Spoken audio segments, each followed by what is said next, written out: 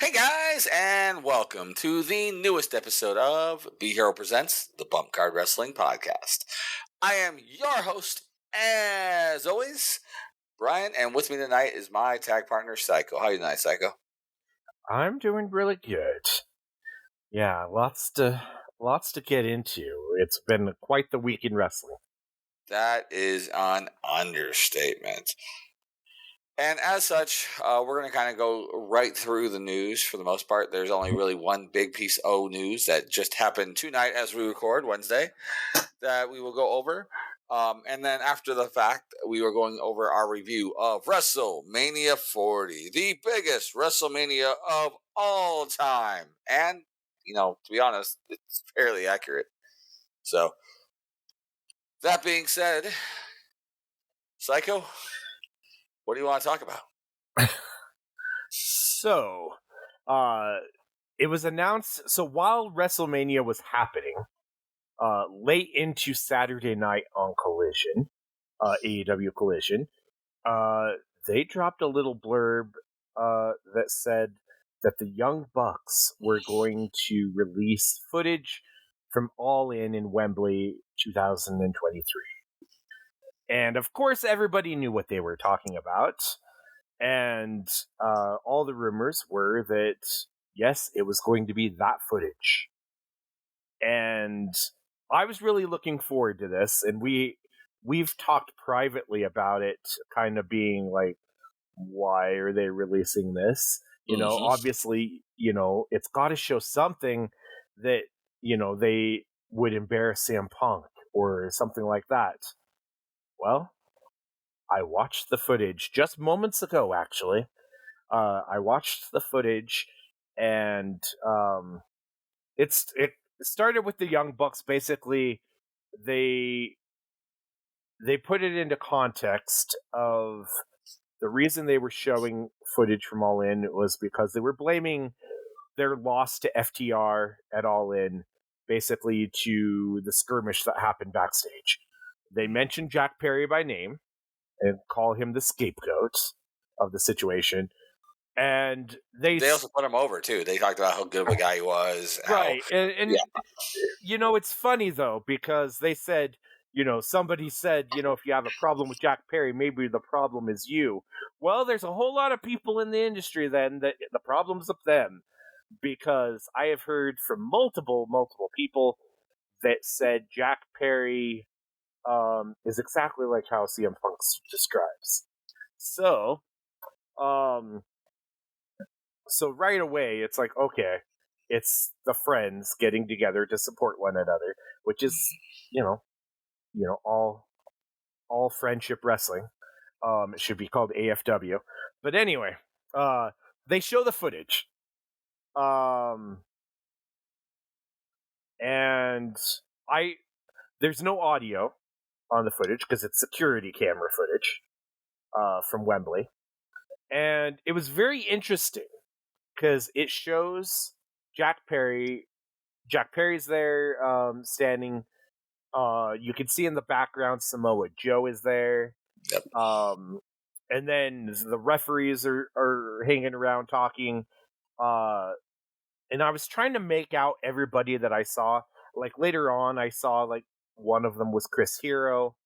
One of them who was an agent or a producer, whatever you call him, backstage. Malachi Black was there by the end. Malachi Black, came in at the end. Jerry Lynn was there. He was a producer.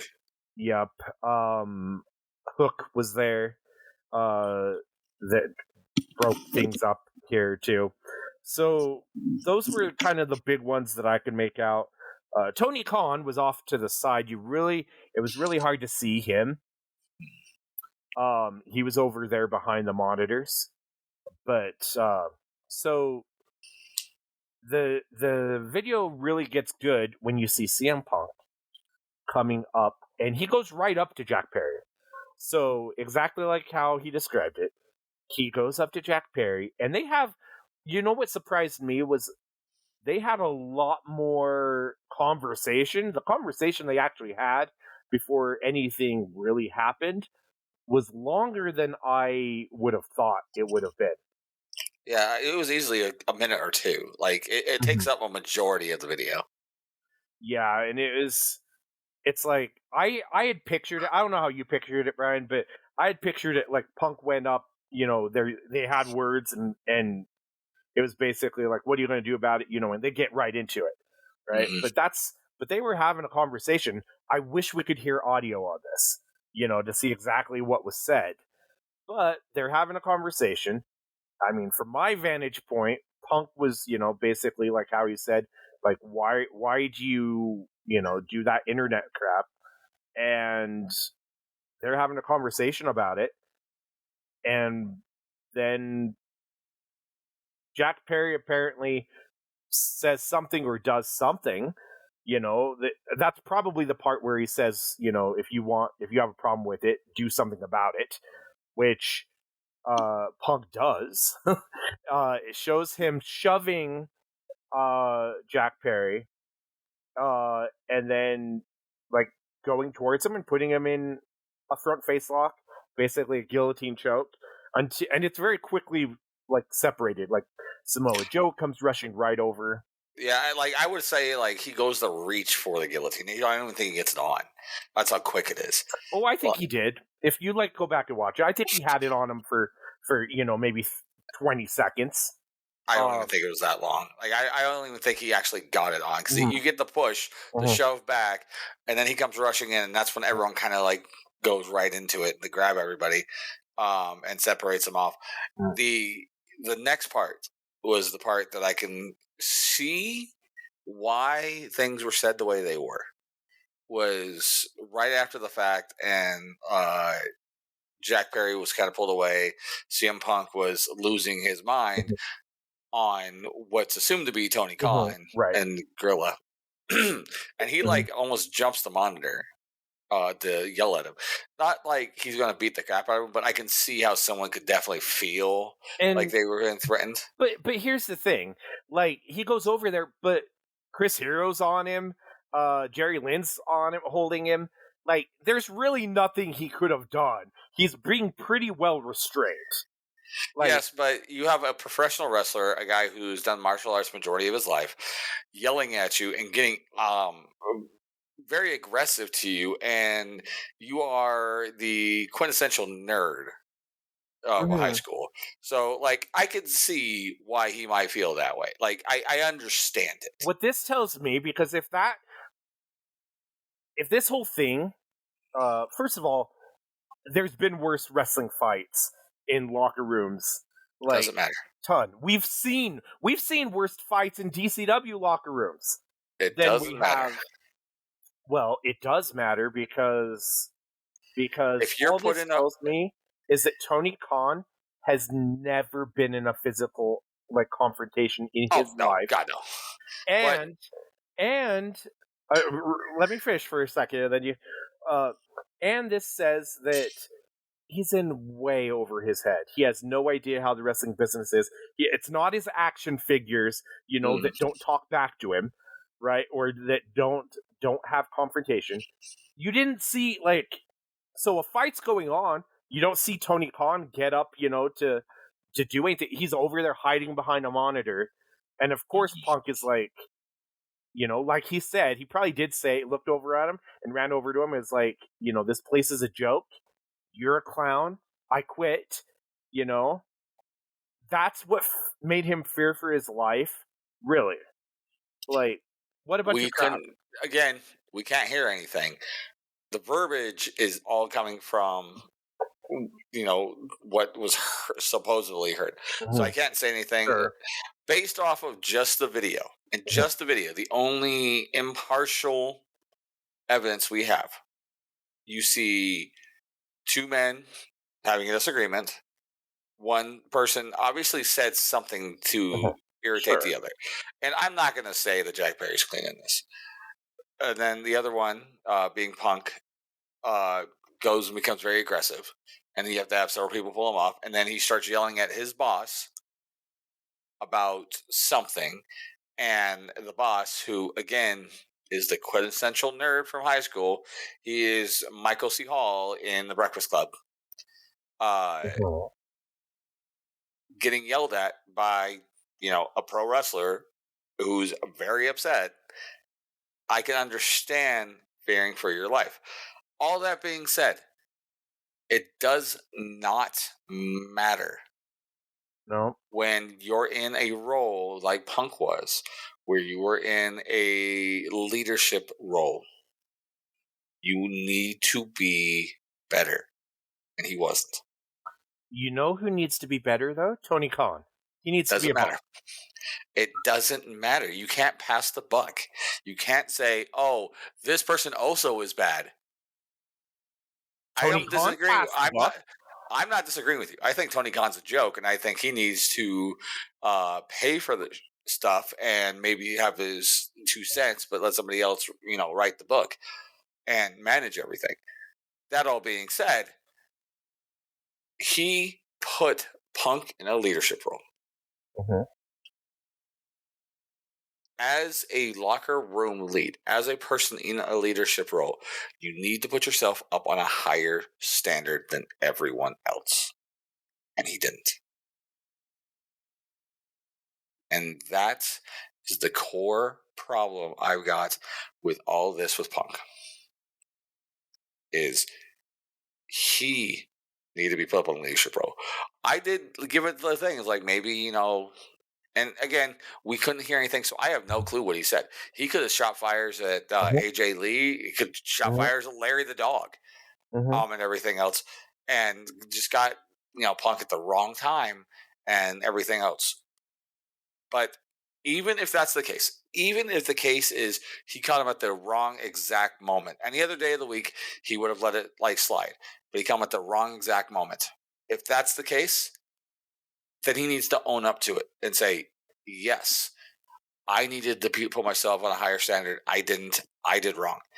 But not one time, not once has Punk said he had did anything wrong. He's passed the buck. Every time. But here's the thing. That's how it used to be. That doesn't matter. How does that not matter? That's how that's the unwritten rules of wrestling. Right? We've seen it a billion times. Look at your favorite wrestler, Shawn Michaels. Right? Oh, yeah. Right? Shawn yelled at Vince way worse than Punk yelled at Tony Khan. I agree, and I understand totally. And if Shawn would have got fired over that, or Vince said, feared for my life, and Shawn would have got fired, look at what that would have robbed. There probably is no attitude era. There is 30 years of difference, and Shawn isn't that same person anymore, right? Punk is. Punk is using that as an excuse because 30 years ago, Shawn Michaels could do it. So now he can do it because that's the old school way. That's not how it works. It's not how it works. You need to be better. And at minimum, own it. I did wrong. I need to do better. That line right there, I would have been right behind Punk's like, look, he's owning it. He understands he did wrong. He needs to do better because he was put in that role. But here's the thing. I think he is doing better now. Because, look, there's been no altercations, nothing when you've got him in a professional company. And this does not... I don't feel like this makes Punk look bad at all. Because they aired the footage, right? And I was thinking, oh no, it's going to completely contradict what Punk said. And it didn't. It was exactly like how Punk described it.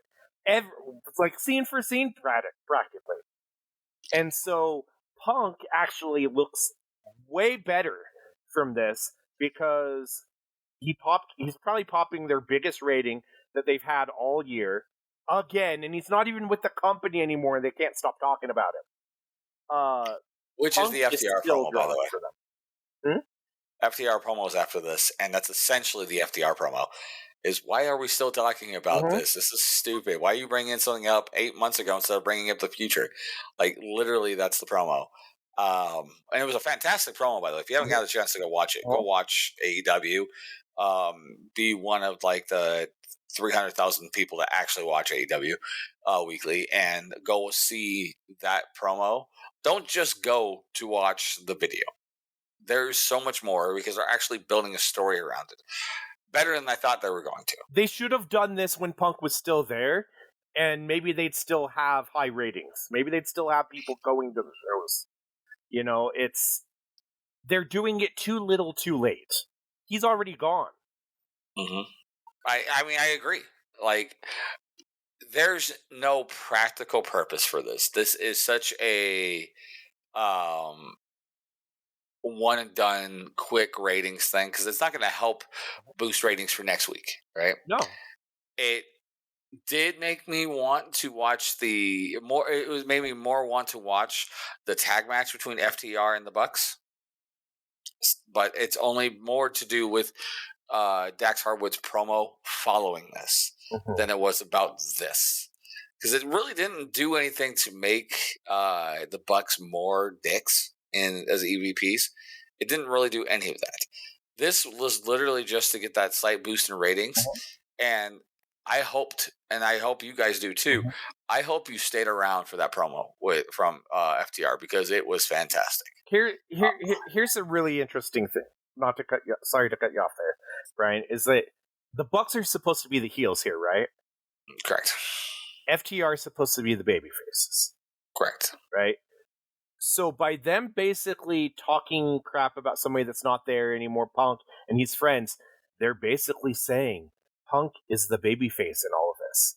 So if anything, if they're showing that footage and they're hoping that it paints Punk in a bad light, it does nothing for their heel turn.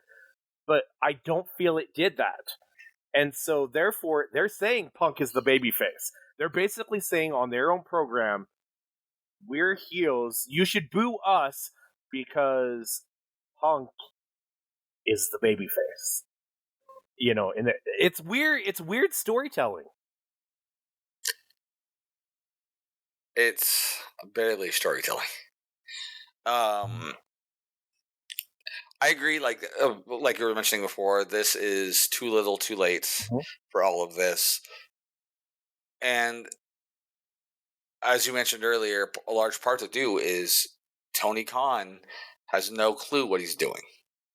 And as a prime example, right? A scenario like this happens in the WWE or even the ECW. You would see older WWE, you would see Vince using this. Triple H would use this. Now, Heyman would have used this in ECW. That week, following week, everything would have changed. All the storylines that involved any of these people would have changed to evolve around this because it's got drama. It's literally real drama. If this pops a big rating, if this pops a huge rating, then all this really tells me is that they should have done this when they could have made money from it from the get-go. Because that's what draws, right? People believe in the real life stuff. They're making an angle out of this now, right? In kayfabe terms and all of that. They should have done it then, and all of this could have been squashed much earlier. Prime example. Going into what we're going to be talking about tonight. Yep. A powerful person is brought back to the company and decides to change all of the plans because they think that their idea is going to do better business. They push to it. They start it.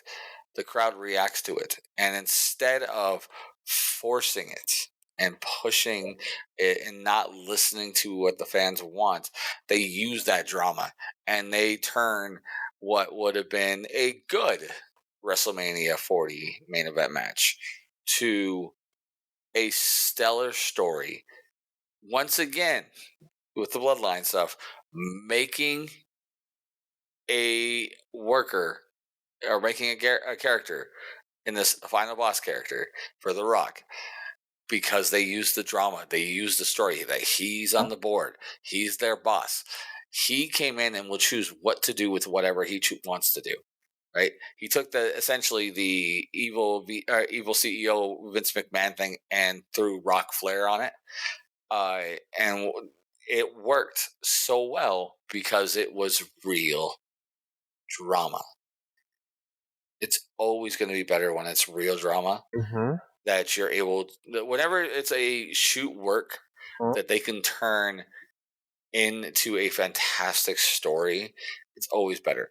Greatest storyline Matt Hardy ever was in was the Edge and him and Lita love triangle storyline. Because it was real. Yeah. And the fans knew it was real. Yep. So I honestly, the best thing that Tony Khan could do is go be an intern for WWE, and just see how it's actually done. See how Triple H and Nick Khan and all of those are running a company, and The Rock. That's the best thing he could do. It's like, hey, I know I'm competing against you, but can I just be a fly on the wall so I can know how to run a damn wrestling business? I digress. Let's talk about WrestleMania because that's what we're really here for, and we're going to talk about Punk throughout this anyway. So, because he's such a big part. So WrestleMania Night 1, one match. Oh, but it was a big moment, and we'll get to it. And technically not. He was on 2 hours of pre-show each night. It's true, which worked out great. Him and Big E both were out there on pre-show for most nights. They're fantastic. There were also during pre-show stuff, there were no matches. It was all build up for story. You didn't need matches. Nope. You didn't need matches this time. All you need to do is put a microphone in these guys' hands and let them tell the stories and get people hyped for the show. Yep. Except for the guy from the Special Olympics. Oh my gosh. Okay, I can't even say anything because people think I'm mocking Special Olympics, and that's not it at all. That's not it at all. But there is, if you don't know what we're talking about, go back and watch the pre-show. Go watch the pre-show. You'll understand. We're not trying to offend or make fun of anybody, but you'll understand if you watched it. Yes. I should just do the whole review like that. It's like no. I would hate editing this. It would drive me nuts. Yes. So night 1, we open WrestleMania Night 1 with Becky Lynch challenging Rhea Ripley for one of the women's championships. I don't know which one's on Raw. I think it's Raw, the Raw Women's Championship. It is right? Well, they don't do it by Raw or SmackDown. It's anymore. The World Women's title and WWE Women's title. Just That's like not confusing at all. I know. Right? So anyway. And I think the one that Rhea has is the WWE Women's Championship. Oh, jeez. Okay. All right. I'm never going to get that. One of the women's championships. But I feel like because Rhea's holding it, honestly, sorry to the other women that compete later, but on night 2, but it's the top women's championship, in my opinion. So they both have awesome entrances here. And, Becky has an entrance where they basically are reading, it's her reading excerpts of her book. And I thought it was very nicely done. I definitely want to read her book because I think she has a fantastic story to tell. Rhea Ripley has Motion in White. Yes, thank you for that. Has Motion in White basically sing her to the ring. When did she get rid of My Brutality or that song? That's the same song. That's the same song? That's the same song, and that's who sang it originally. It's her favorite band, and the WWE reached out to them and had her do her song for her. It sounded when she went up to the main roster. That's the same song, really? Yeah, I think it's just because it was live. It sounded different. Okay, I did. Okay, I mean, it was fantastic though. I'm not into usually. That's not my cup of tea as far as the music goes on that. However, it worked so good for Rhea, and Rhea coming out and singing that song as it's coming out, it was fantastic. It fits her so well. And one of my favorite moments was you looked down at your phone for a moment while we were watching it, and then you look up and there's the lead singer, and it looks so much like Rhea Ripley. It probably you were like, what the heck? Oh yeah, my boner had no clue what to do. Wow. Yeah, you're like, I've never been more aroused. No. But this is wrong. That's a dude, right? No. There's a story off air I gotta tell you about. Okay. Okay. Um yeah, this match, it had that big match feel to open things off. And honestly, my favorite thing about this match, and it was a solid match, in my opinion, but I loved the finish. I thought the finish was excellent. And the finish was basically it was like a buckle bomb into Rhea's finish, right? So Rhea and Becky go up onto the second rope. Becky attempts to do the manhandle slam from the second rope, which she's beaten many people, including Rhea, with. Yeah. Not when they go to drop down, Rhea lands on her feet, grabs Becky, picks her up for the riptide, like she's going to hit her with her finish, but instead of hitting it on the mat, she does it into the buckle, and then grabs her a second time and hits it and pins her. And clean. Yeah, and it was really good. It put Rhea over, and Becky, can either take some time off or, her contract's up. I don't think there's any way that they don't re-sign Becky and that Becky doesn't re-sign. Because what else is she going to do? Okay, because I feel like Becky's not the type of person that, is just going to take a bunch of money and have her career. She wouldn't even be able to be called Becky Lynch anywhere else. So she'd have to go by her real name. And I think she's seen enough people like Mercedes Moné, like Soraya, that have went there, and by there I mean AEW, even though they could go anywhere. And I just don't think she would get everything she's getting and be all that she's built up anywhere else but WWE right now. I agree, and I think that's the part of the reason she's going to is holding off is the fat paycheck that Mercedes Moné just got from AEW.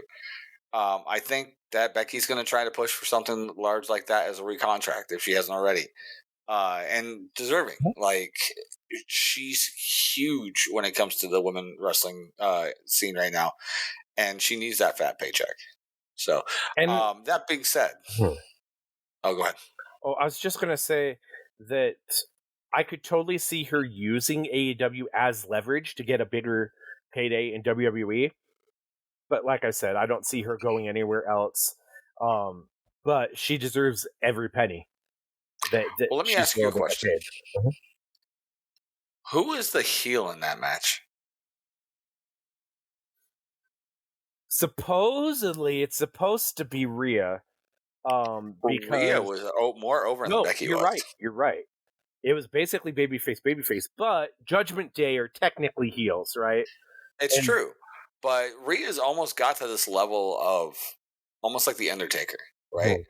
Or even Randy Orton, where they are so good and so respected by the fans, they can't really be heels, like true heels. They are always going to be at minimum tweener. And here's the thing, like my gut instinct says, oh, they need to break Rhea off from Judgment Day, and they need, because either have them turn on her or whatnot, because she's already getting babyface monster reactions, and she doesn't need Judgment Day anymore. However, that would be a little bit of a risk if they don't handle it properly. Especially if they try to change her character. That's something Vince would do all the time. Is he'd turn somebody babyface, and then he would completely change their character to be the babyface when they were already getting cheered as was. They didn't need to change the character. Go with what works. People are cheering it anyway. Just change the opponents. That's all you needed to do. But honestly, with Triple H, there's more shades of gray. You see that even with all the Punk stuff and Drew and Seth. Like, there's all that shades of gray. You don't need to really do heels and baby faces for everybody and have it be so cut and dry. People can be themselves, and it's interesting that way, I feel. I agree, but we need to hurry up through this Yes. because we have a ton to go. Yes. It's already a half hour in. Yes. Okay. So match 2. I think we both liked match 1 for what it was.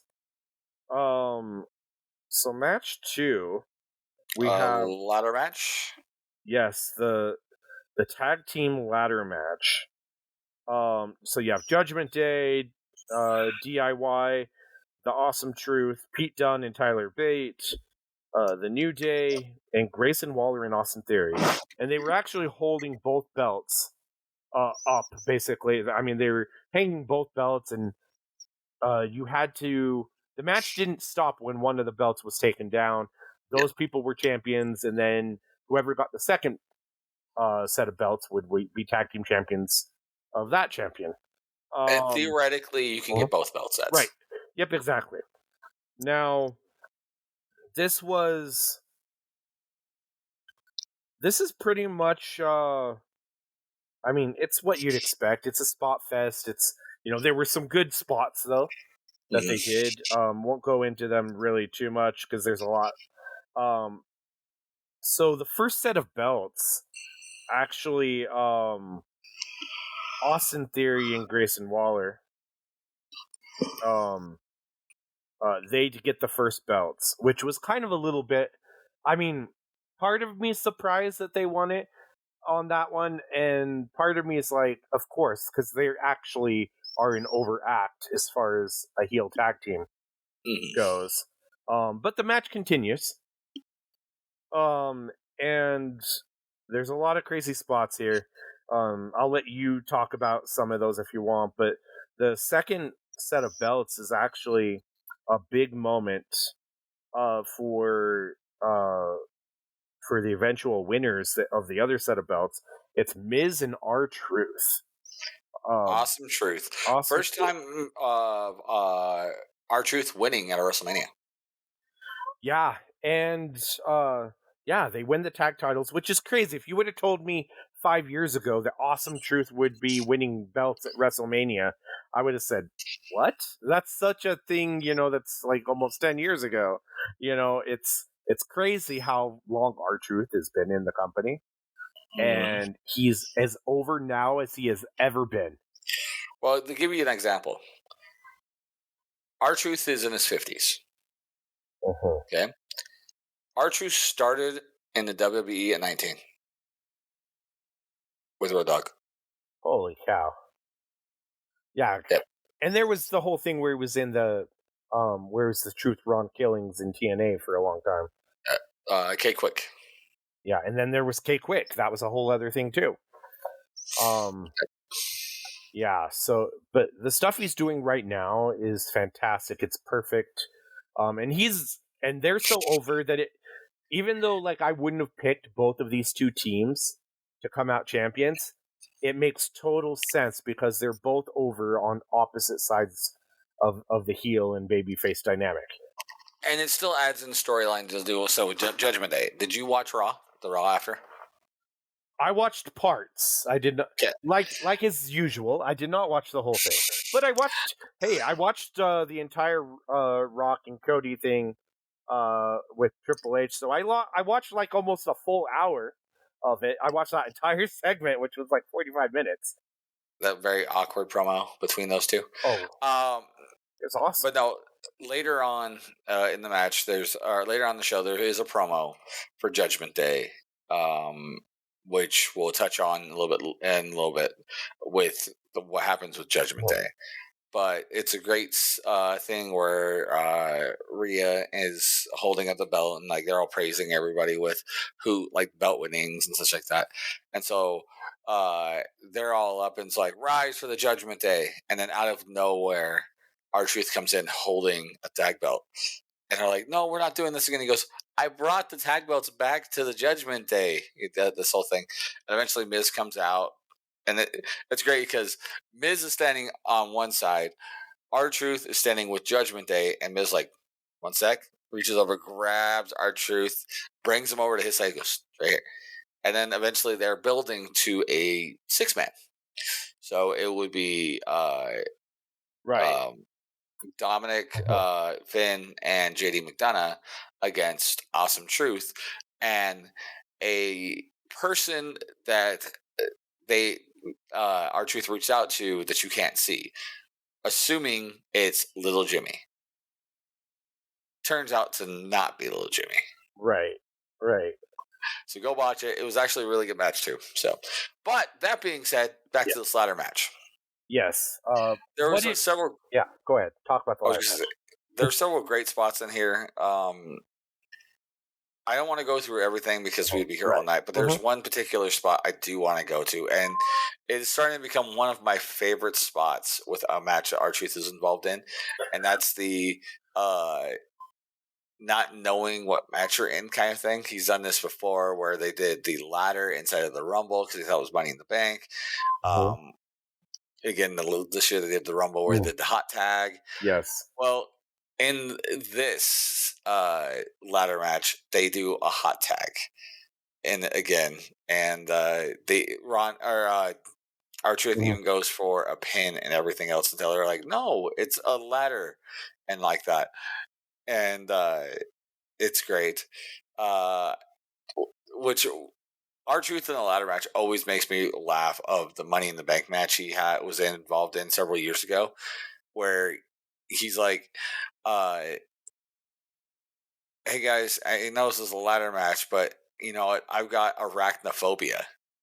Instead of the fear of heights, it's the fear of spiders. And then he plays in there. He goes, "There better not be any spiders on this ladder at all, or I'm leaving." It's so good. R-Truth is just amazing. And he's actually the one that pulls the belts down to end the match for the last one for the Raw titles. So good. Match all in all, perfectly fine ladder match for what it was. It was going to be a cluster. It was a cluster. It did exactly what it needed to, and it gave us exactly what was on the tin. So, And it was all about moments. It was the moments of the two teams winning, winning those belts. So, all right, next match. Next match we got Jey Uso versus oh, sorry. Nope, we're missing a match. Sorry. We got Rey Mysterio and Andrade versus Dominic Mysterio and Santos Escobar. This match was okay. I mean, I was kind of hoping for a different match here as far as, if you're going to do this, but the match was okay. We did have let's see here. So they had oh my gosh. You The had other two football Kelsey brother. players. Yes, two football You had players. two football players from the Eagles, both Pro Bowlers, a future Hall of Famer. So you had Lane Johnson, who's on the offensive line for the Philadelphia Eagles, as well as the older brother of Travis Kelsey, Jason Kelsey, arguably the greatest center of all time, who just retired this year. Both come in at the end of the match wearing lucha masks to top the crowd by saving Ray from being assaulted with a chair by Dom, and then throwing Dom into the post, and then subsequently into the ring, which then caused to the finish. It was pandering at the highest order to the fans that were in the crowd, and it was fantastic. That being said, for those who don't know, my wife is a huge Eagles fan. And so, and she's a huge Jason Kelsey fan in general. She has a shirt that I bought her for Mother's Day with Jason Kelsey's face on it. So, huge Jason Kelsey fan. So she knew as soon as she saw like the body shape who it was. So she popped like crazy. The fans popped like crazy. It was good time had by all. The match itself could have been on SmackDown. Yeah, I agree with that. It was this match was basically there to get the cheap pop of the NFL players.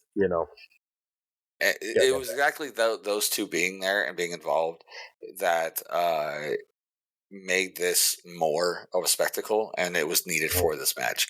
Oh yeah. That being said, shout out to Danny Cage, friend of devotion, as well as owner and trainer at Monster Factory, for doing a 2-week crash course in wrestling for Jason Kelsey and Johnson, Lane Johnson. So good job on that, man. I mean, they didn't do much, but yeah, it's funny. It's like you had to have 2 weeks of crash course training for what they did in this match. It's possible that like they didn't know what they were going to do, so you have to kind of get them run through a whole bunch of stuff. That is possible. That makes sense. But yeah, shout out to him. So that being said, next match. Okay, so now we have the Uso battle. Usos explode, right? Jey Uso versus Jimmy Uso. And I'm going to be honest here. The best thing about this match was the video package that hyped up this match. Agreed. I really much like that. The entrances were good, or the Jay's at least entrance was good. Popped the crowd. I thought building to the finish was fine. I just think the finish fell flat. Yeah. This is one with Lil Jon, right? Wayne. Oh my gosh, Lil Wayne. I said this at the show when I was watching it with you guys too, and you guys all laughed at me. Lil Jon. Oh my gosh, Lil Jon. Isn't that from Robin Hood? Yes. Lil Jon. Lil Wayne, yes, was there. This match though, I was, especially based off the video package and everything else, I was expecting this to be so much better than it was. I had even mentioned to you that, this would have been a good, choice for an opener, until I watched the match, and then I was like, oh my gosh, I'm so glad this was not the opener. Yeah, I don't even. So Jey Uso wins. Yes. This, I don't know, brothers. It's really hard. Like most brother matches at WrestleMania, you don't have chemistry unless you're Brett and Owen. So the one other one. Well, no, the Hardys wrestled at WrestleMania. That's what I'm saying. That's the one other one. Yeah, and that one they didn't have good chemistry either against each other. Yeah, it's an interesting thing. Like, some of the greatest tag teams have great chemistry together as a tag team, but not as facing each other, right? Right. Like Shawn and Jannetty didn't have really good chemistry against I disagree. each other. I liked their matches together. I thought their matches were fine, but it just didn't feel like... One of them won Match of the Year. Slow year. Yeah. But I mean, that's the kind of thing I'm talking about, right? Like, it doesn't always feel like it. And that's how this felt too. Like, it was very lackluster. Again, this could have easily been on SmackDown and been fine. The only thing, like I said, the build up to the finish was fine because they were building up with like the "oh, I'm sorry" kind of thing that Jimmy was trying to do, like trying to plead to him and stuff like that. But everybody knew, there was, it fell flat towards the finish, and that's the part where you need to really be strong, and especially in a match where there's not a ton of chemistry. Yeah. That's a shame too, because I really was looking forward to this match. But let's move on to the next match. Yep. So now we have Asuka versus Kairi Sane and Dakota. Sorry, not versus. Asuka and Kairi Sane and Dakota Kai. Kairi. Sorry, Kairi Sane and Dakota Kai versus Bianca Belair, Naomi, and Jade Cargill. Jade Cargill's the first official match, by the way. Other than Royal Rumble. Right. Yeah, don't count the Rumble. Yeah, you don't count Battle Royals or Rumbles. It's kind of like when you have like greenies that like their first match is being thrown into a battle royal, which happens a lot.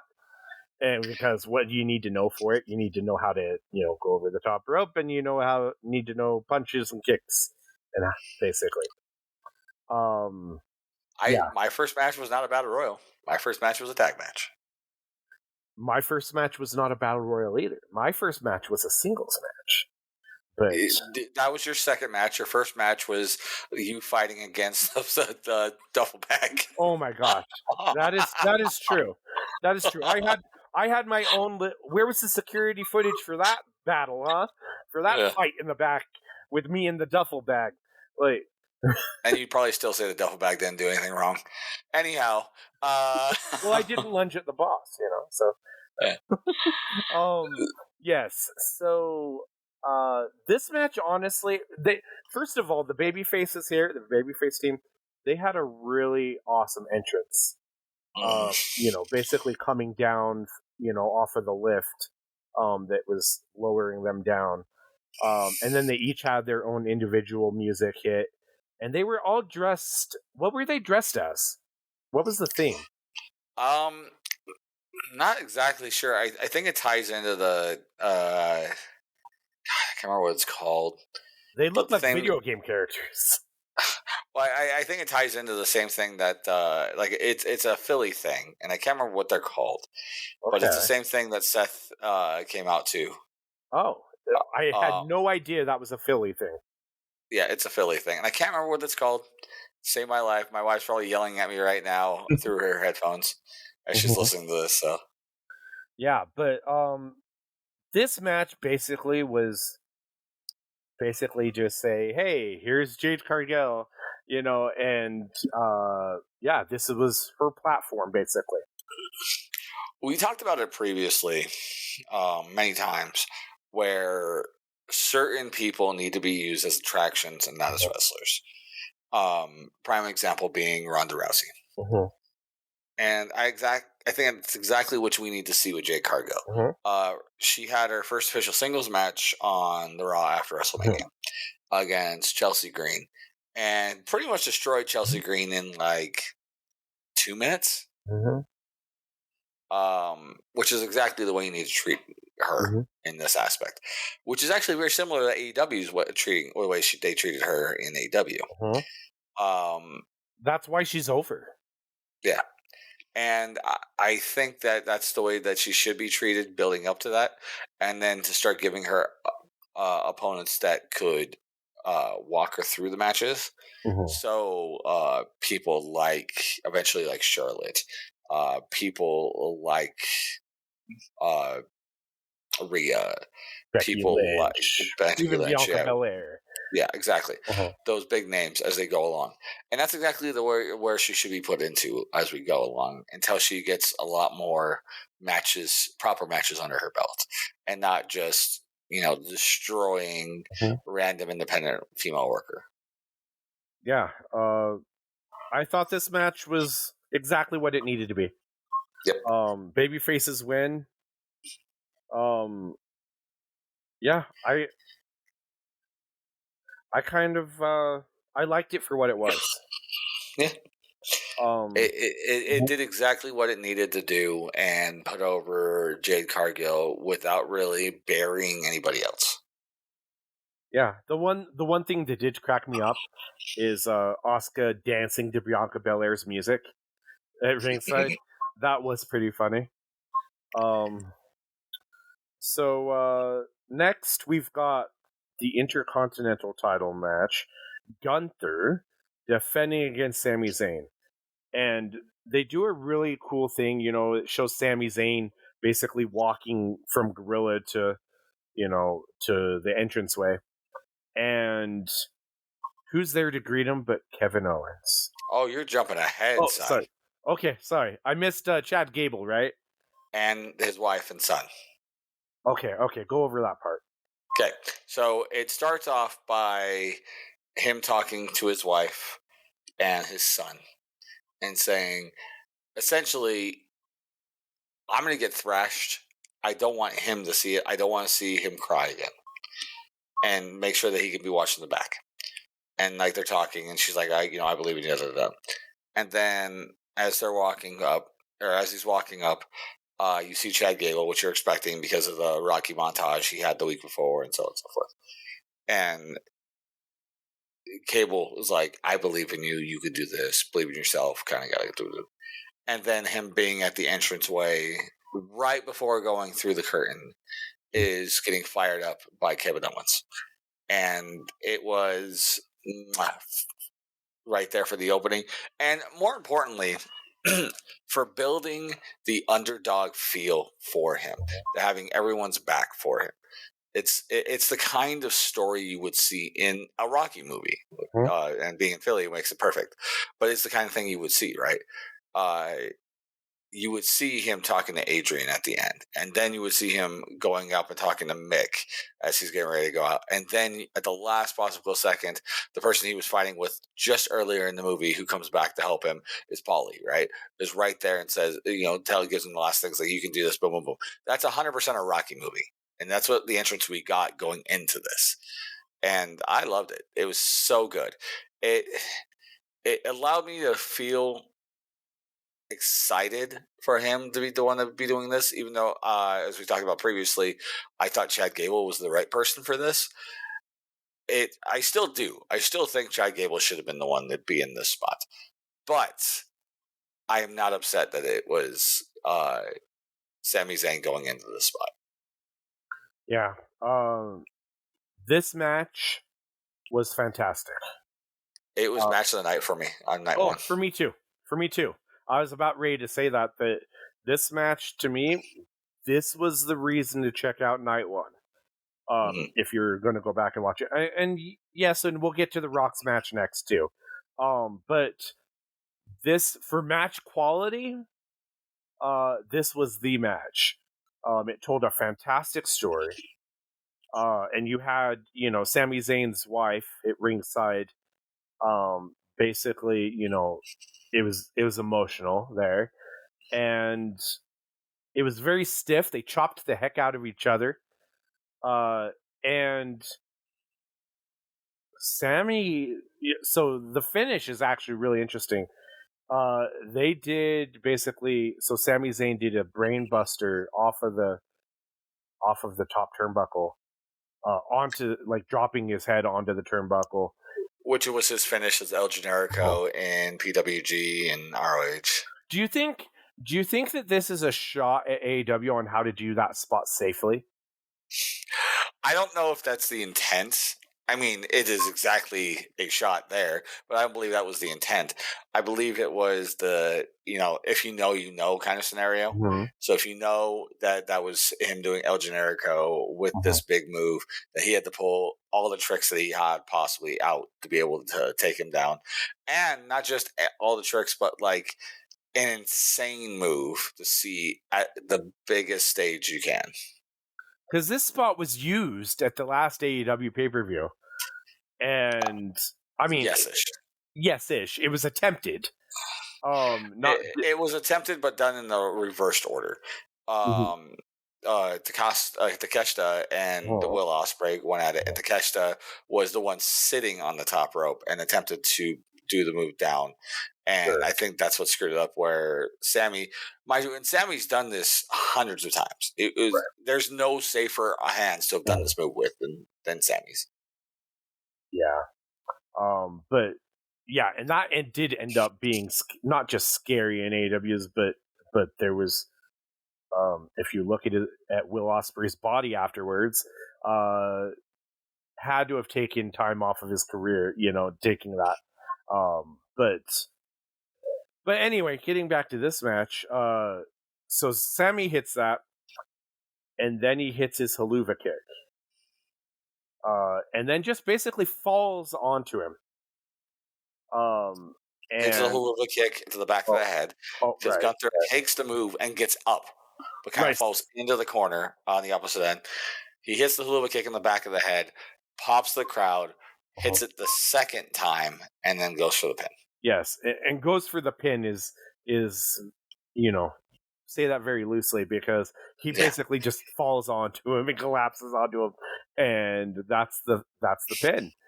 But it's fantastic because so Sammy looks fantastic for overcoming the odds, but Gunther still, in defeat looks super strong. Yep. And now Well, he can move on to bigger things. yeah, and the way that he's defeated in this does exactly what you want to do with a great heel. Is he lost by his own hand? He fell on his own, or he was, what's the thing? He was slew by his own petard, kind of thing. Mhm. He fell on his own sword. Yeah. Because it was exactly that. He hit the splash from the top rope. Yeah. Talked snot to the wife.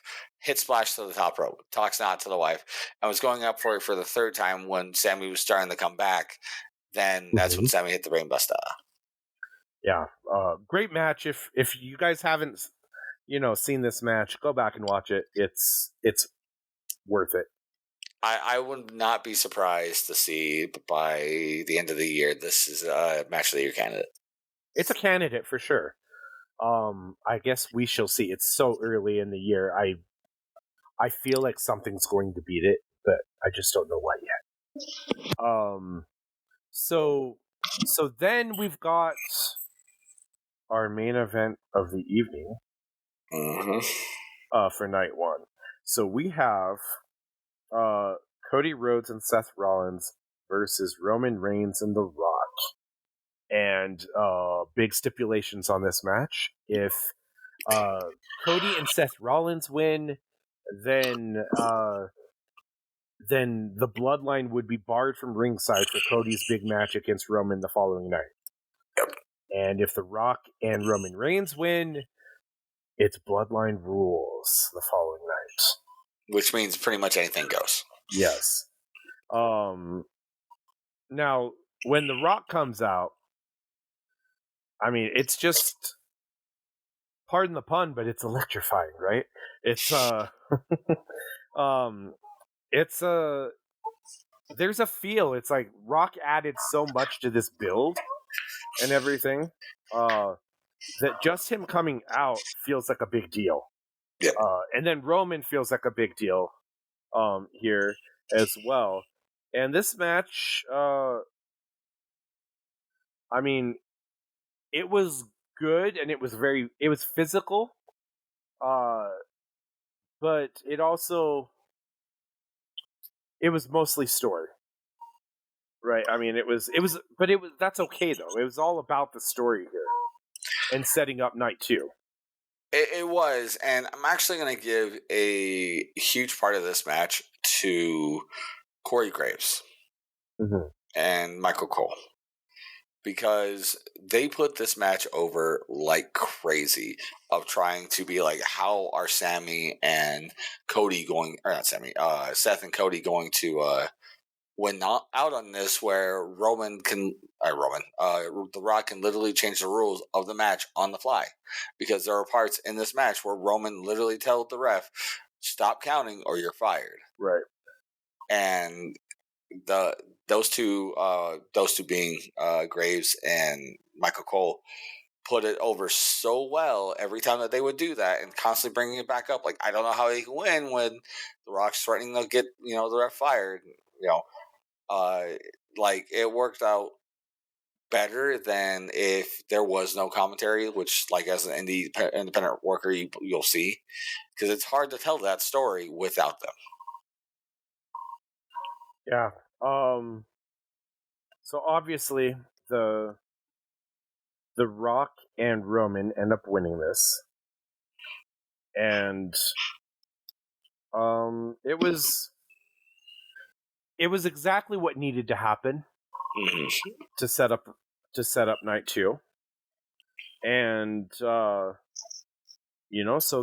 it ends with Rock and Roman winning, and Cody and Seth basically looking like, oh crap, it's going to be a long night tomorrow.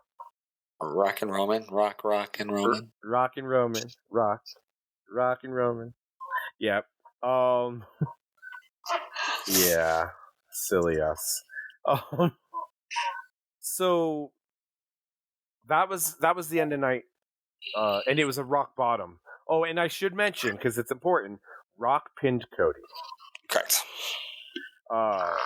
So now we go into night 2. And we didn't mention that at the beginning of night 1, Triple H was the one that welcomed everyone to WrestleMania, and basically said it was a new era and that sort of thing. So night 2, we actually open up with Stephanie McMahon. Helmsley. Yes, Stephanie McMahon. Has she been called that in a while? I don't No. So she basically came out to, and welcome the crowd again to night 2, and it was interesting to see her come out. That was a little bit of a surprise, although it was kind of foreshadowed by her being there for the Hall of Fame.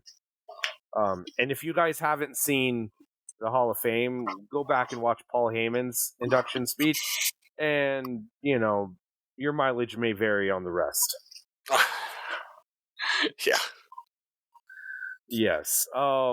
So then you've got them opening WrestleMania Night 2 with Seth freaking Rollins, defending his World Heavyweight Championship against Drew McIntyre. You have CM Punk on commentary, and I actually feel they had Punk come out to the ring during the pre-show. Basically, it was kind of an afterthought. I would have had, after Stephanie, Punk's music hits, and then get the proper entrance to come down to the commentary table. I just think, it would have been a bigger deal to have that on the main show. It would have definitely popped you. It would have. I was like, what? This is on the pre-show? What? It's like, people are paying for this. I'm just kidding. So Seth has Seth has an interesting entrance. I think it's basically, is it another choir? Like, they're singing his song. I forget. It's I can't remember what they're called. It's like the Malsay String Orchestra or something like that. Right. And I apologize, especially to my wife, because I know I screwed that up. But it's roughly what it is. It's a string orchestra that dresses up in unique clothing, as let's call it. That's unique right. clothing.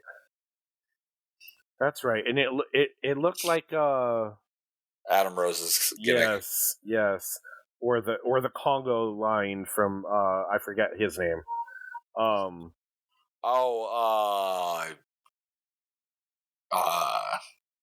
No Say Jose. Yes. No, wasn't it No Way Jose? Or sorry, yeah, No Way Jose. I'm sorry. Yes, No Way Jose. But yeah, and then Seth was wearing this like long gown, wasn't he? That was the previous night. Oh, right. You're right. I knew. Hey, I can't figure out which day of the week he dresses in gowns. Okay, I just this one he dressed up ostensibly as a Stay Puft Marshmallow Man. Oh, geez, that's right. So this match, I thought it was actually pretty good. Drew is fantastic. He's having one of the better runs of his entire career. Personally, I think it's hands down the best run he's ever had. Period. Yeah, I mean it's practically saved his career. He's on a whole other level right now. Yeah. And you've got they basically kind of almost do this match like it's a Brock Lesnar Goldberg type match. I mean, it's hard hitting, but it's there's not a lot of transitions. It's just back and forth and hitting each other with moves. It wasn't even moves per se, as in like 90% of the moves thrown were like their big finish moves. Right. It's like having those two kids with unlimited finishers going up against each other on like WWE 2K. That's why I said it did remind me a lot of a Brock Lesnar match, where they just spam with suplexes and F5s basically. But Drew McIntyre actually gets the pin after the Claymore. So we have a new World Heavyweight Champion. And Seth looks really, really upset here. He was like tears, the big emotional. I mean, he was the first champion of this new World Championship. Yeah, look, 316 days. Yes, and it was a long reign. I mean, it wasn't Roman's reign, but it was a long reign. Which I do want to comment that if you've noticed, Triple H has got to be a fan of long title reigns, because look how many of the champions have had a reign that's like a year or more. You have Roman Reigns with his long title reign. Gunther, broke a record. Rhea Ripley is now at over a year holding Yep. her Logan title. Paul is at was it 200 and something days? Right, and he just works the big shows. Yeah. You got Logan Paul. Now you've got and Seth Rollins had a long title reign here. 316, Yeah. That being said, now that we've seen that Drew has won this, Yes. before we go into anything else, I saw a meme that made me laugh so hard. Is that Drew McIntyre's reign as world champion is the best reign of a champion of all time. No bad promos, no bad matches. Oh my god! It was this whole thing. It was so funny. Anyhow. Yes. Proceed. Yes. Because I know you want to. So yes. So McIntyre actually is awesome here because he basically is mocking CM Punk and holding the championship and goes right up, and gets on the announce table and is like holding it right in front of Punk's face. And it's like calling the cameraman to come over, get this shot, I want this on, basically. I want this framed on my wall. Yes. It's fantastic. And I was like, oh, this is building heat for this. Awesome.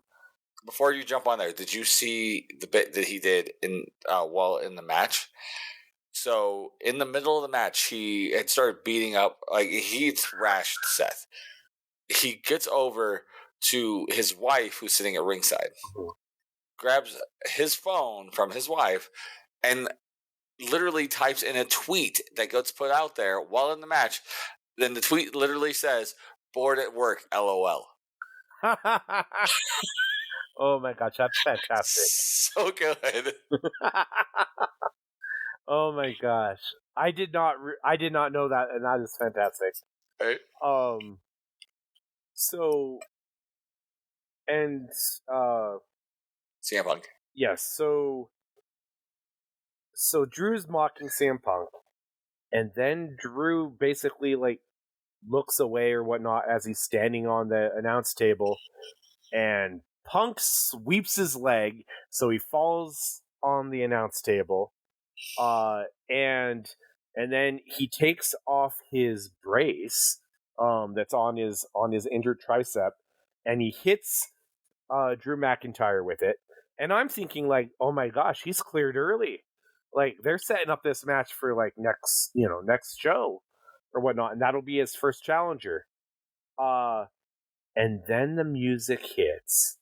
We have a cash-in attempt here of Damian Priest, and which was fantastic because I was like, oh my gosh, this he's cashing in at WrestleMania. This is perfect time.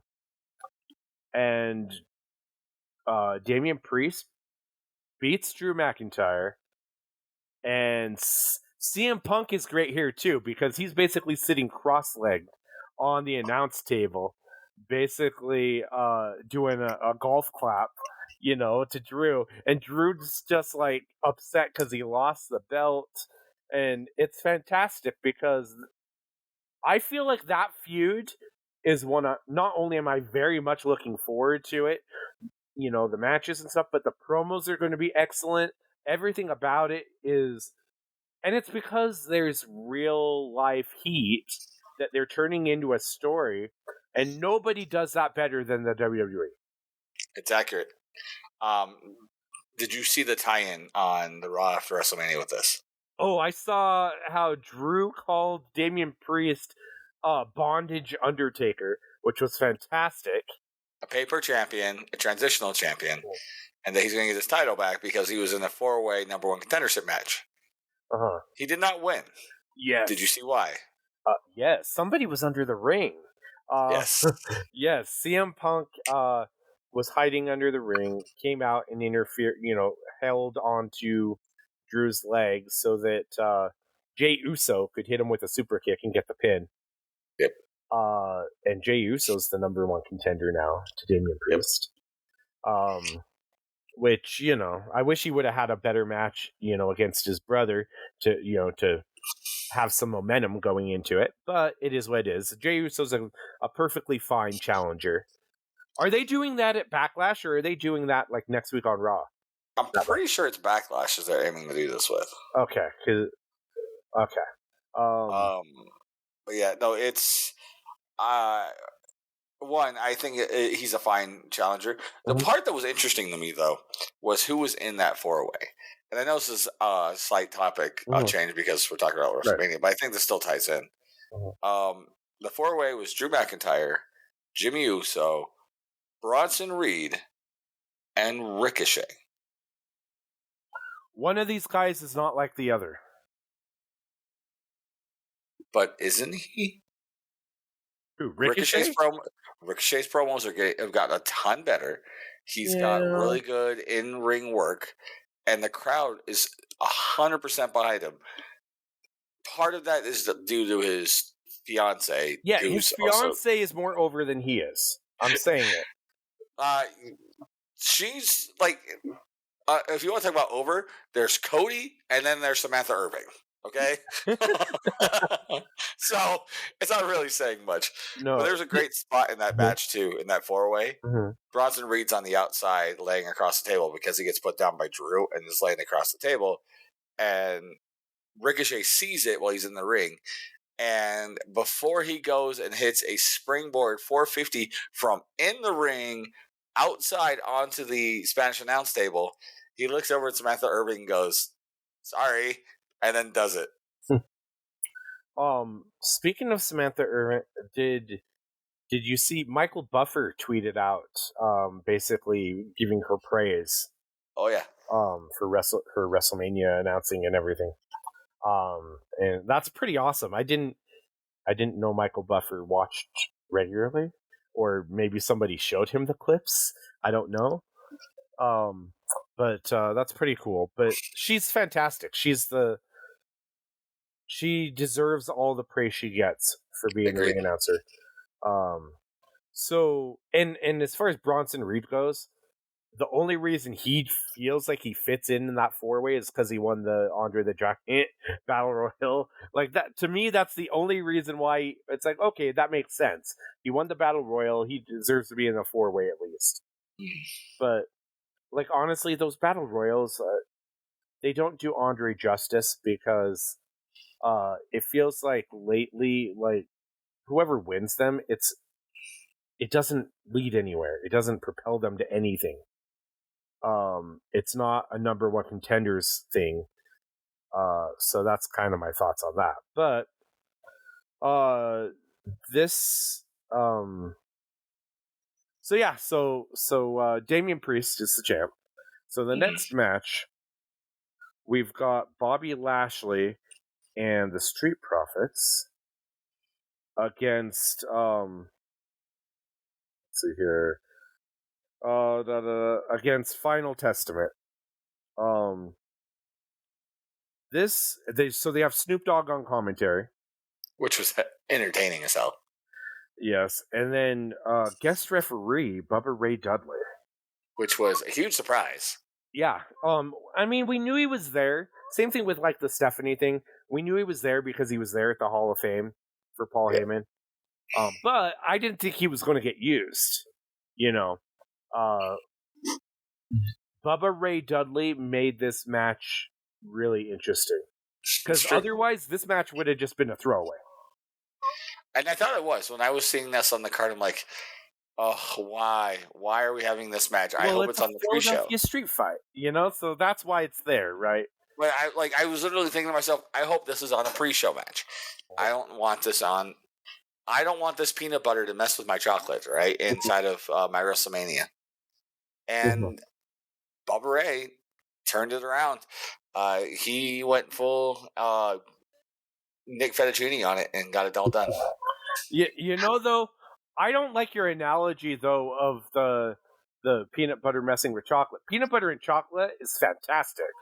Okay, Reese's peanut butter cup. Anyone like come on, like that's not a good analogy. Do you want chocolate and pickles? Sure, because I've never tried those together. So yes. But my good thing is like there was nothing in my brain that said I wanted to see this 6-man. Right. And I like Bobby Lashley. I like the Street Profits. I like AOP. I tolerate Karrion Kross. I didn't like any of them together in any of this up till this 6-man, which ended up really being more of an 8-person match because it was a street fight and you had BFAB and Scarlett Bordeaux on the outside.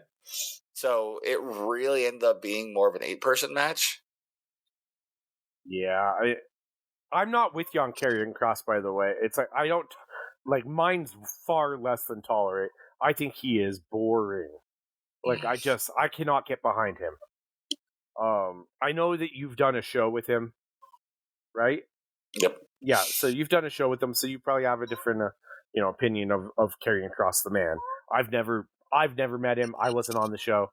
I just go off of what I've seen and how he's booked. Yeah. With that being said, this match was fine. Yeah. I think having Bubba Ray made this a WrestleMania match and not a SmackDown match. Yeah, that was it though. Yeah, essentially. I mean, props to be said to who booked or who produced this match or who agented this match because I think that helped out a lot in it too. Because there's stuff I've seen with these 6. Usually in tag matches dealing with them in AOP, where it doesn't have the same feel to what we had at WrestleMania. So props to whoever agented this match. Yeah, this really was a way to get Bubba Ray Dudley onto the show, I feel like. But it was good. It wasn't boring. Yeah. So then we've got let's see here. We got LA Knight versus AJ Styles.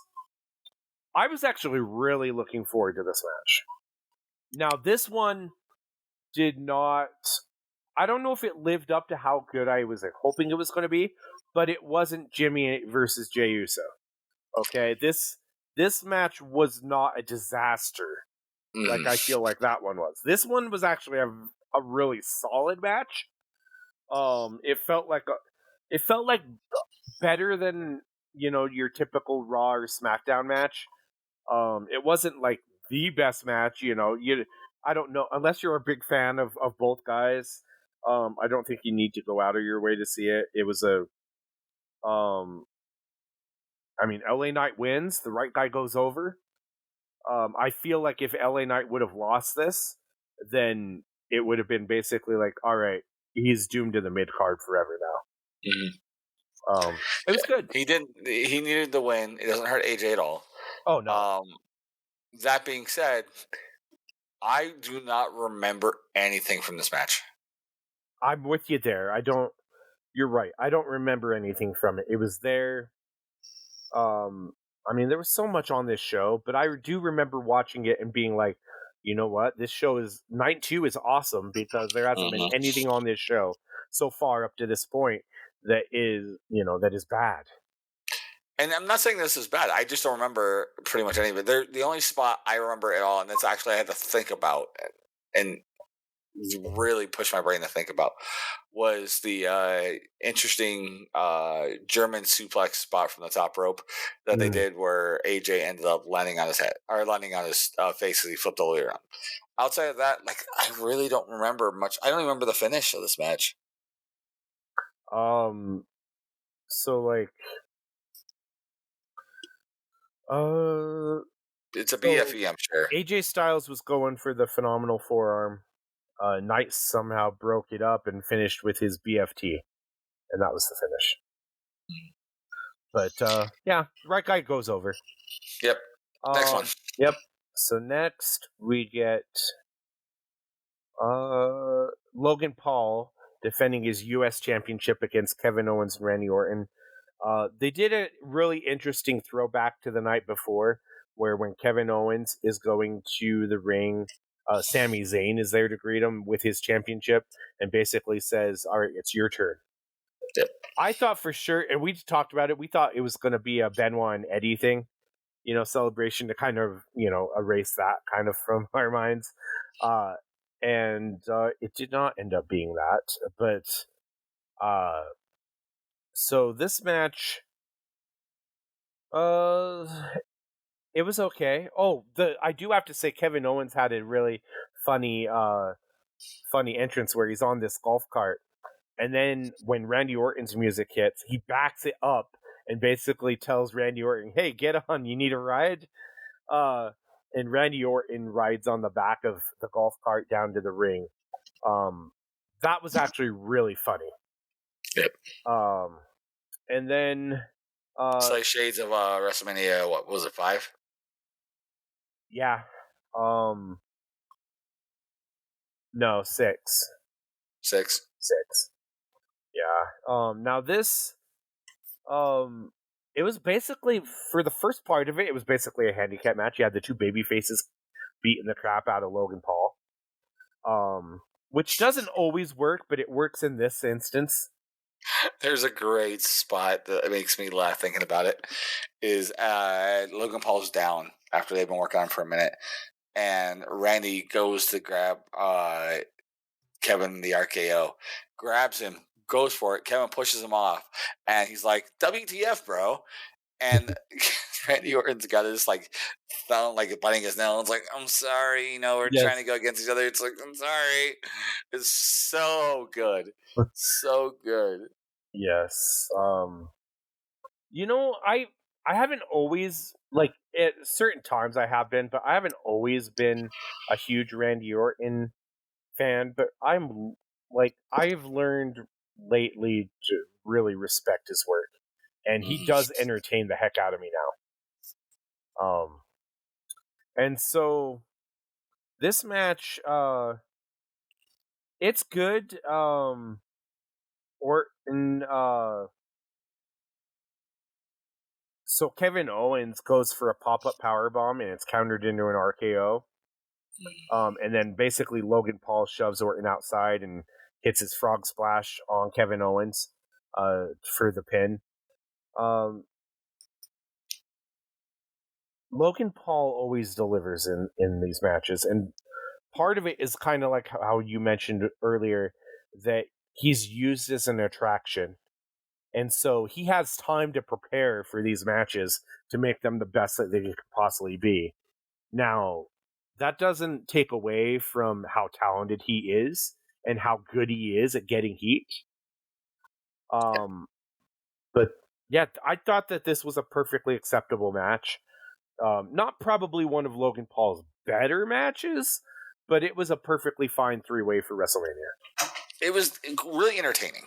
Mm-hmm. It wasn't like tactical or not tactical, technique rich triple threat or anything like that. But it was very entertaining, made me smile, laugh on what I saw. Like, they had a spot on the outside where they were, him or Randy Orton, Kevin Owens were trying to see who can do the belly to back suplex better on the Spanish announce table, using Logan Paul as their tool.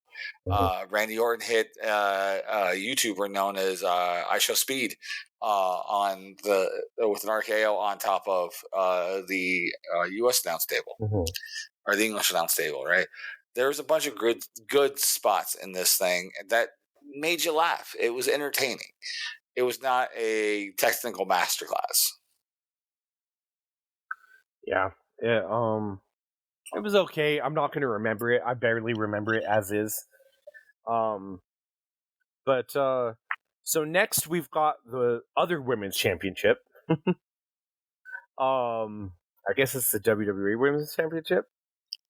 That was the other one. This is the Oh world. my gosh. Okay, it's one of the other women's championships. You have Bailey challenging versus Io Sky.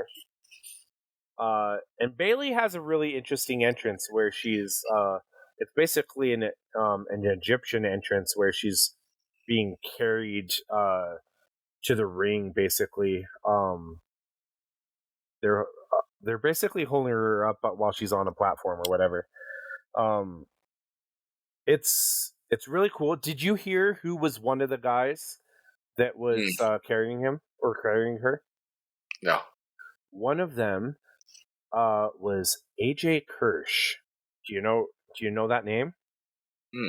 He was one of the guys that was on the Tough Enough that Martin Casals was on.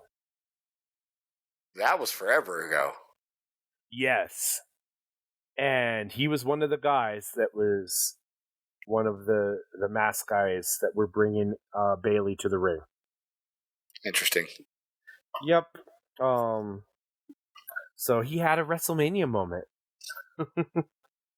A very small one, but still more ones than I've had. So yes. I guess too the whole Egyptian thing is to tie into the Egyptian museum in San Francisco, because it's got some relevance for Bailey.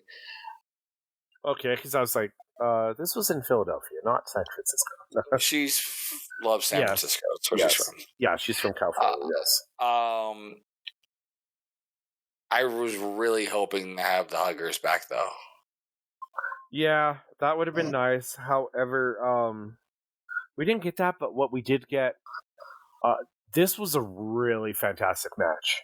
Mm-hmm. Like, I actually believe this was the better women's match of the weekend. I feel it was better than Rhea and Becky. It had Becky did have strep throat, by the way. That is true. We didn't mention that, but so that could have had something to do with that. Not that it was a bad match.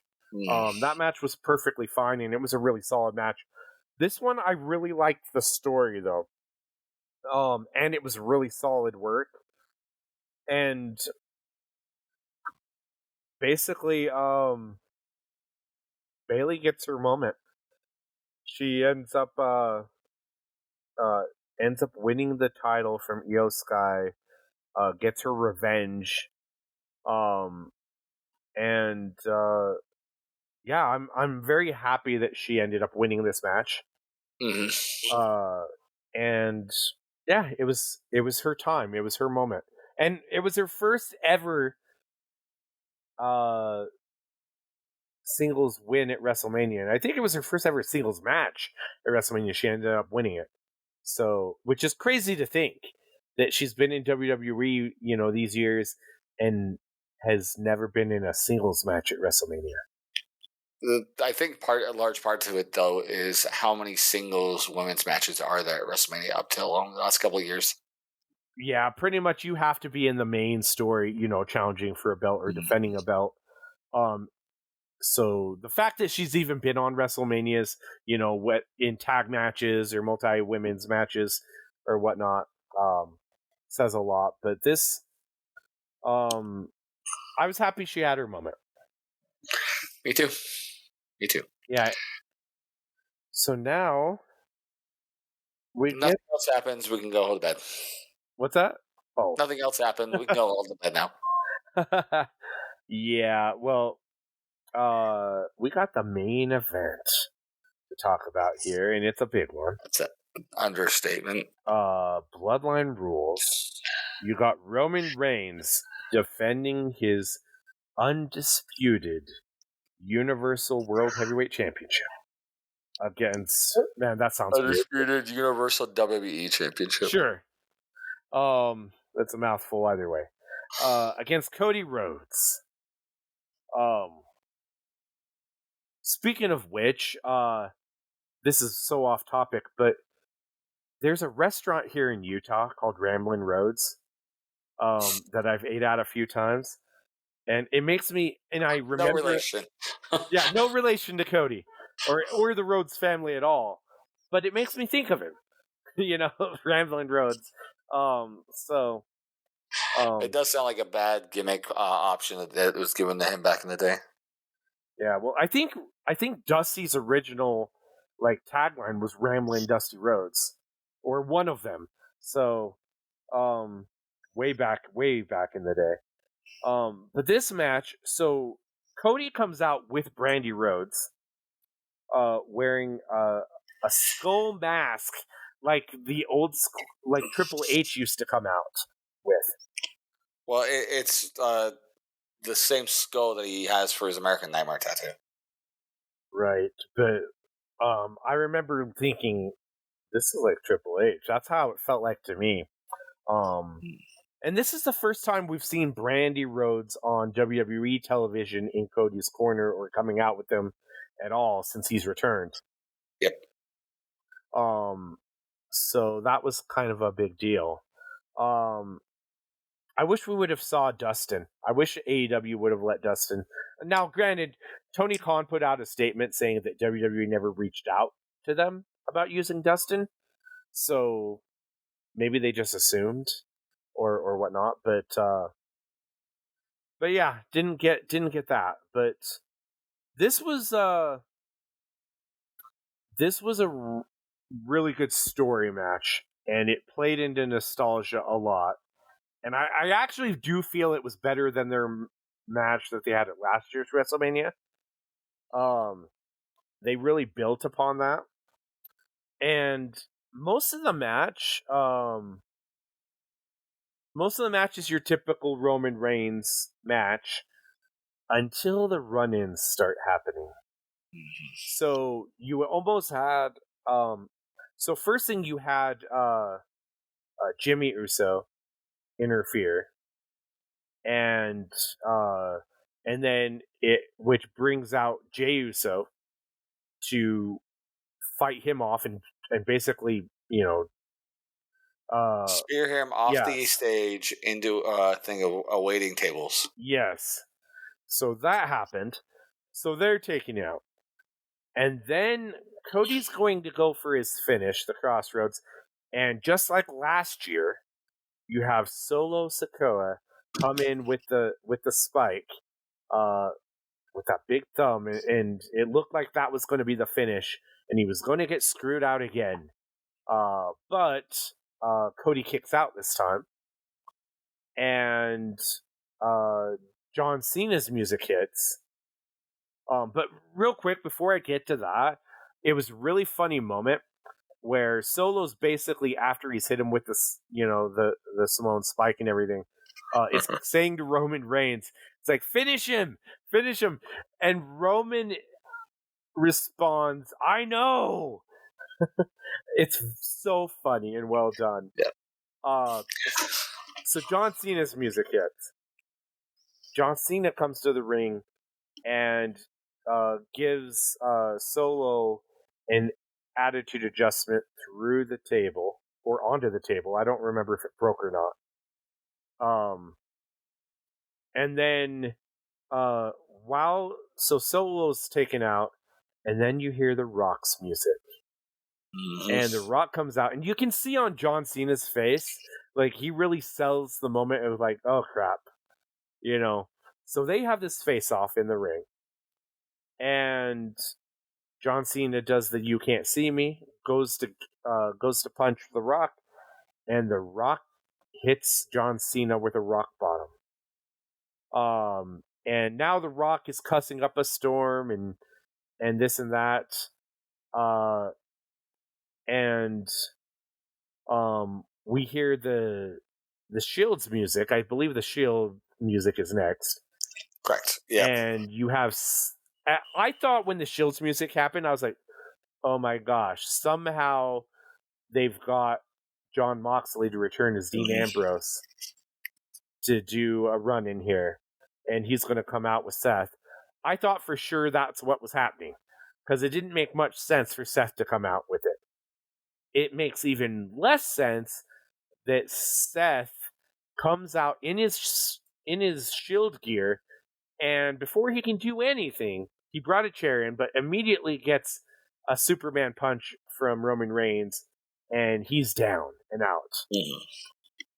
Which honestly makes him look like such a geek that he loses he loses the night before in the tag match, loses his title to Drew McIntyre, and then doesn't even get to take out, somebody. He comes in the ring and gets taken out like seconds into it.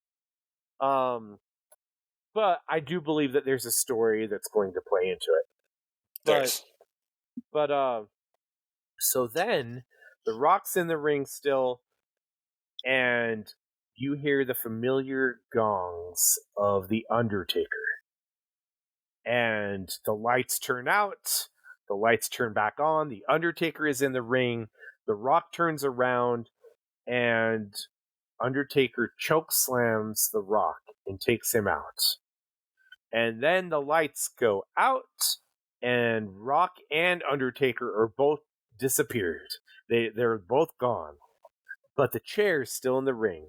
Roman Reigns gets up, grabs the chair, and he's like looking like he's going to hit Cody. But then Seth Rollins is standing up, and it's almost like a flashback and a turn back to when Seth Rollins turned on Roman Reigns and when he broke up the Shield. And the way I heard it best was it was called PTSD for it. Yeah, because he probably saw him in the Shield's. If you think about it in kayfabe terms, like Roman sees there's Seth dressed like the Shield, just like how it was before. But this time, Roman can't help himself. And he hits Seth Rollins in the back with the chair. And they've paid off that long-term storytelling of, years ago. And then, basically, I can't remember how Cody got the advantage. I think Roman goes for a spear, but Cody kicks him or something like that, and then he hits him with like 3 crossroads, right? Which is what he properly does when he has these big wins. Mm-hmm. He started with Seth when he came back to the WWE, and it's kind of kept it. Mm-hmm. Yeah, so he keeps hold of it and hits him with it and gets the pin, and we now have the streak of the almost 4-year title reign of Roman Reigns is ended, and Cody Rhodes is the new undisputed champion. Yep. And yes, go ahead. What a huge pop. Mm-hmm. So good. Again, we talked about earlier Samantha Irving, like practically crying on the mic, and you can hear it in her voice because she's so happy. Mm-hmm. There's a tape of even Logan Paul in the back crying because of it, because how much emotion was in this story. So yeah, it was really awesome. And then you had the ring fills up with like not all the top baby faces, but a lot of the top baby faces that are in there, including CM Punk. He's in the ring, which was really interesting. He was in the same ring with Seth. Seth's over to one side, kind of looking dejected. He's injured. He actually got injured in the match. I don't think it was in this match. I think it was actually the one with Drew. Mm-hmm. But his knee is injured again. I don't help severe. That might make sense why he was taken out so quickly. Mm-hmm. But I think he was planning on taking time off anyway after WrestleMania. So yeah. We had -1 Brody Lee Jr. Yeah, I didn't notice that until later when that was pointed out to me. But yes, you had a whole bunch of guys. I believe Jey Uso was there. Which I guess he was fine after spearing off the the ramp. Kevin and Sammy were there. Yep, Kevin and Sammy, Randy Orton. Yeah, John Cena. Yeah, John Cena was there. So eventually, Triple H and Bruce Pritchard. Yeah, well, Cody calls them out. Basically, it's like, hey, I wouldn't be here if not for Bruce Pritchard and Triple H. And he basically says, even though Triple H is kicking and screaming not to come out here, he's calling him out to the ring. And so then they come out. I was actually really surprised to hear Cody name drop Bruce Pritchard. Well, by my understanding, that whole finish, like the whole match, was produced by Pritchard and Bobby Roode. That makes sense. That makes a lot of sense. Bobby Roode's turning into a heck of a producer, by the way, producing a lot of big spots. He's getting a lot of praise for his producing too. So because he produced the Rock beatdown of Cody Rhodes in the Rain. He's produced the last 3 main events and show enders of SmackDown for the last 3 shows. Yeah, that's awesome. That he's getting that praise and doing so well at it. Yeah, this reminded me, by the way, of everybody emptying out the ring. It's just how they did at WrestleMania 10 when all the baby faces held up Brett, when he won the championship from Yokozuna. And so, yeah, it seemed like a big deal because it was. And yeah, Brandy's in the ring. It's just a good feel-good moment. Did you hear what they did? Pritchard and Triple H did for him. He talked about it at the press conference. Yep. So for those who didn't hear, Dusty way back when had a Rolex and had told Cody that he would give him the Rolex if he won a title, like the big WWE title. And he found out later that when he went looking for it after Dusty passed, that Dusty had pawned the watch to pay for Cody's and his sister's acting school, or acting classes, excuse me, and everything else. Well, subsequently going into the end of this, or going towards this match, Triple H and Bruce Pritchard, who knew this story, went out of their way to find the same Rolex watch and buy it and give it to Cody as a present for winning all of his hard work and everything he's done, which is amazing. Yeah, Triple H talked about how it's funny because Triple H talked about how it was Nick Khan's idea to do it. Bruce Pritchard was the one that actually did the work and found it. And Triple H was pretty much there for the ride. That's how he's, that's how Triple H tells. But it sounds more and more like Triple H is becoming more humble with things as this goes on. So he could easily have had more help in it. Yeah, and with that, I can't believe it. We've gotten through 8 hours of wrestling, and then news in less than 2 hours. Can you believe it? I'm surprised, honestly. We did a hell of a job with it. And what a hell of a show. I mentioned at the top of this that, they said that this was going to be the biggest WrestleMania of all time, and it was.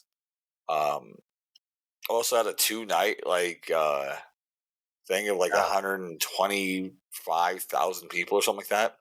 They were touting on Monday because of both SmackDown, NXT, and Raw. It was like over 200,000 people. 250,000 people.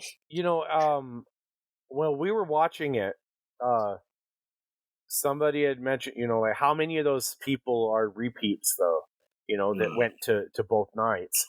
And here's my thought. It doesn't matter because whether or not it's different people or the same people, that's money.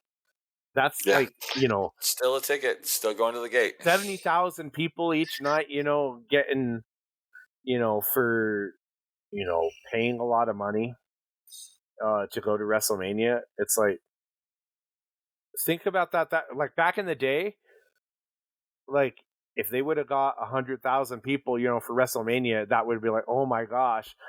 And that's basically what they're doing. Yeah, even if it's repeat customers and it's 2 nights, it's the financial impact as if that was one show.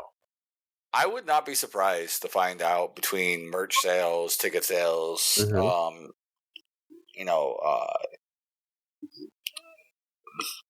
by the buys for the shows and everything else across the world, that this doesn't do like a fifth, if not a quarter, of the yearly earnings to WWE just on the WrestleManias alone. I'd say that, but they do a lot of stadium shows now and out of the country, so who knows? It's true. I did read a report though that Cody Rhodes, speaking of merchandise, Cody Rhodes, just his merchandise alone, sold over $1 million of merchandise over WrestleMania weekend. Mm. Is that crazy? Yeah. Like, that's a lot of Cody merchandise. He made a lot of money off of that. Oh yeah. All right. And then real quick, and then Raw the next night did a huge rating. Oh yeah. Yeah, like over 2 million people viewed Raw, and the Rock and Cody thing did over 3 million people. For that portion of it. Crazy. For a pretty poor promo for both of them. Oh, I disagree. I loved Rock's promo. I thought it was great heel work. There was a point in that promo where Rock is staring and was like, "Please, Cody, let me touch it. Let me touch it." Hey, I liked it. Did it remind you of my promo of "Let me touch it one more time"? Okay, we're gonna move on. So, yes. Also to tie in with this, talk about how hot WWE is right now. They're on a, what was it, 17 or 18 streak of straight sold out shows, starting with Salt Lake several months ago. Yeah, and they took out the Titantrons on Monday just so they could fit more people into the building. Yeah. Crazy. All right. With all that being said, guys, I hope you guys enjoyed this PLE WrestleMania Night 1, Night 2 for WrestleMania 40. WrestleMania XL, biggest WrestleMania of all time. I know I sure as hell enjoyed it. I know Nick did as well. So let us know what your favorite match was of the night. Honestly, I still think between the two nights, I think mine was Gunther and Sammy. It's my favorite match. I was emotionally driven by the Cody match, but for a straight up match that also was great with story, I don't think that any match on the card is going to beat Sammy and Cody, or Sammy and Gunther.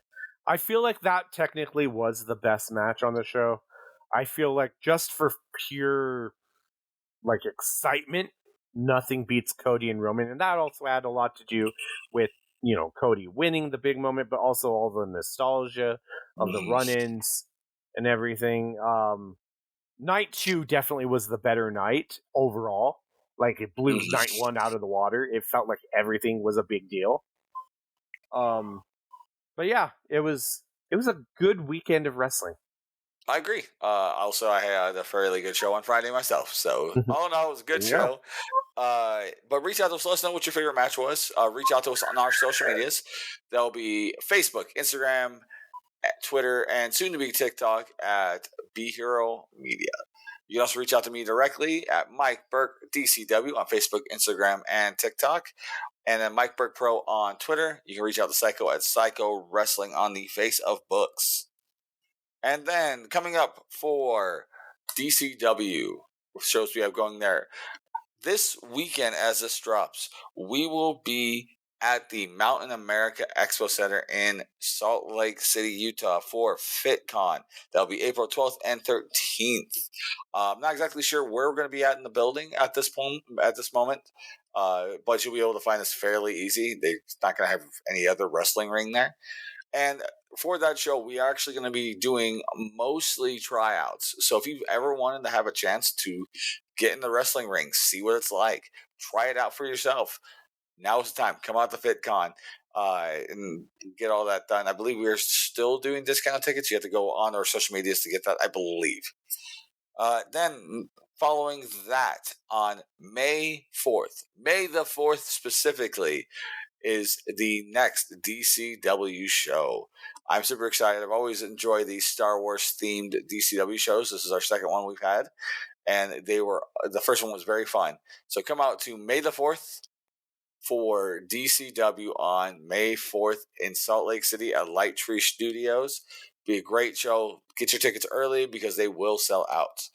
And then finally, May 11th, Tussle Time 12 at Kamikazes in Ogden. Get your tickets for that as well. Also a great time. That is a 21 and over show. Get all the information about all the shows that I talked about now and all upcoming shows, as well as all the ticket information available for you on our social media. That is going to be Devotion Championship Wrestling on Facebook and Instagram, Devotion Wrestling on the TikTok, and DCW Salt Lake City on the Twitter/X. All right. Well, we made it through Psycho in just under 2 hours. Is there anything else? No, I don't think so. I think we'll save that for another episode, whatever we missed. All right. With that being said, for the rest of B Hero Media, we have been Mike/Brian and Psycho/Nick, and we are tired and exhausted and drained from a crazy weekend. So it's time for us to tap out. Have a good night, guys.